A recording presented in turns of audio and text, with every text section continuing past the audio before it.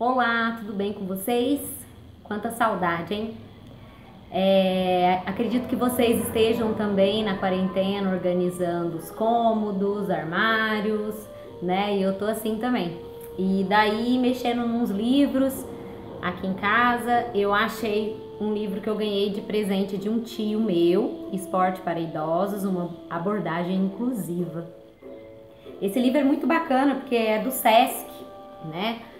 A gente sabe que o nosso esporte cresceu muito, que a competição em alguns momentos é até exacerbada, mas eu gostaria muito que, ainda que tenha competição, que a inclusão não jamais fosse deixada de lado, né? Que eu acho que é muito importante, né? Eu costumo dizer que eu vim nesse mundo para incluir pessoas e jamais para excluir, né? Então, falando sobre isso, eu falei, eu acho que eu vou falar um pouquinho a respeito dos jogos, né? No caso, os jogos regionais do idoso, né? Que é o JORI, que esse ano seria JOMI. Porque talvez algumas pessoas não saibam de quando iniciou, algumas mudanças que foram tendo no decorrer dessas edições, né? Então, eu achei benéfico falar, que a parte prática é super importante, mas é legal a gente saber a teoria também, né? Então, em 1994, foi a primeira vez que teve jogos, mas se chamou Caras e Coroas. Foi mais lúdico, né? Depois, em 1995 e 1996, já foram Jogos dos Idosos. A partir de 1997, que se iniciou o JORI, os Jogos Regionais do Idoso. Em 97, a idade mínima era de 55 anos. Já em 1998, passou-se a idade mínima para 60 anos e foi a primeira vez que teve vôlei. Vocês sabem que no JORI são 14 modalidades, né? Incluindo todos, jogos de mesa, natação, atletismo, tênis de mesa, voleibol e assim por diante. São 14 modalidades no total. E daí, então, em 1998, na segunda edição, foi a primeira vez que teve o vôlei. Em 1999, na terceira edição, foi a primeira vez que Cruzeiro foi com o vôlei, que já tinha ido com modalidade de mesa anteriormente.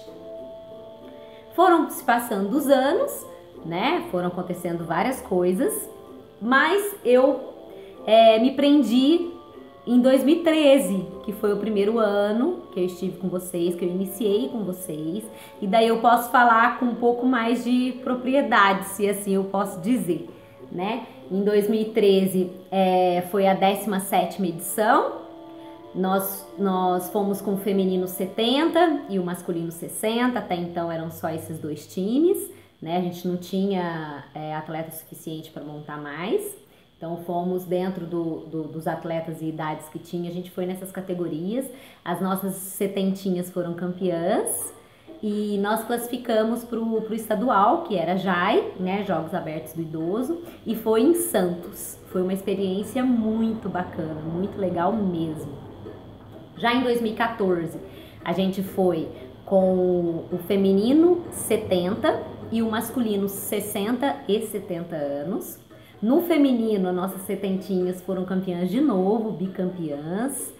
E o nosso masculino 70 foi medalha de prata e nós classificamos as duas equipes para o estadual, que foi em Presidente Prudente, também outra experiência bem legal. Já em 2015, nós fomos já com os 4 times, né? E daí a gente conseguiu montar os 4 times, masculino e feminino 60 e o masculino e feminino 70 anos. O feminino ficou com a medalha de bronze nesse ano e o masculino 70 ficou com a medalha de ouro, e a gente classificou a equipe para o estadual em Campinas, que foi também outra experiência muito legal mesmo, né? Títulos, classificações, foi muito bacana. E aí a gente teve também renovação para ter aí os quatro times, né? Para uma cidade teoricamente pequena, como Cruzeiro, né, com a estrutura e tal, só da gente ter as 4 equipes já é uma vitória muito grande. E a gente treina e corre atrás para ir além disso, né? E os resultados vão aparecendo aos pouquinhos, né? O trabalho de formiguinha.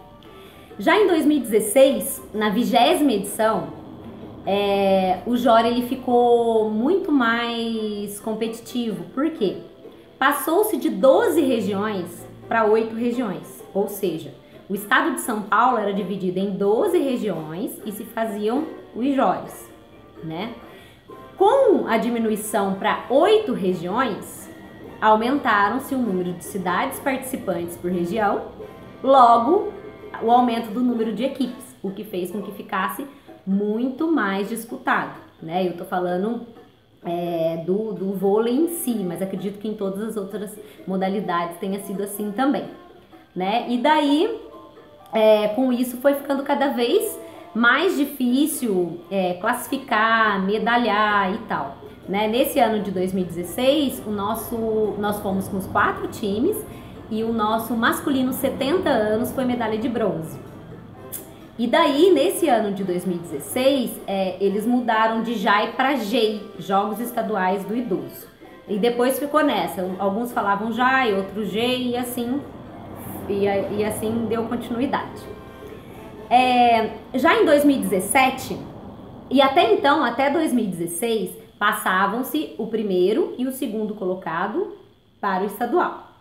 Em 2017, na 21ª edição, nós fomos surpreendidos porque no regulamento só estava que passava o primeiro colocado pro estadual. E que até então era primeiro e segundo. E nesse ano nós tivemos dobradinha de prata no masculino e infelizmente só classificou o primeiro colocado e a gente não conseguiu ir pro estadual. Uma pena, né? Que foi um ano também bem bacana e nós fomos com as 4 equipes. Mas como eu disse, em 2016, como aumentaram o número de cidades, foi ficando cada vez mais difícil passar, né, de fase de grupo, da fase do grupo no mata-mata, mais difícil ainda, e chegar entre os 4 primeiros, então, é bem complicado, né, porque além de aumentar em número de times, alguns times vão tendo a idade avançada, às vezes não tem tanta renovação, e os outros vão vindo com atletas muito mais novos, o que dá uma super diferença, né. E daí, em 2018, eu acho que teve muita reclamação de só passar o primeiro colocado, e daí eles voltaram a passar o primeiro e também o segundo colocado para o estadual. E nesse ano de 2018, teve também uma mudança que passou a ser mínimo de 6 jogadores e máximo de 12. Porque até 2017 tinha aquela obrigatoriedade da troca de 3 no segundo set, ou seja, você tinha que ter no mínimo 9 jogadores para você poder iniciar um jogo, né? Porque tinha a troca dos 3 no segundo set. Aí, a partir de 2018, eles tiraram essa obrigatoriedade da troca e mínimo de 6, máximo de 12.